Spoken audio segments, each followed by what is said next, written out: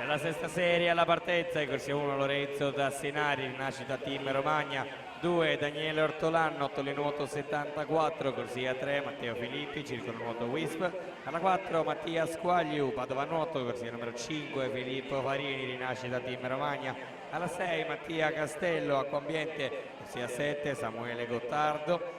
nuoto Mira, alla 8 Lorenzo Beretta, Gesti Sport.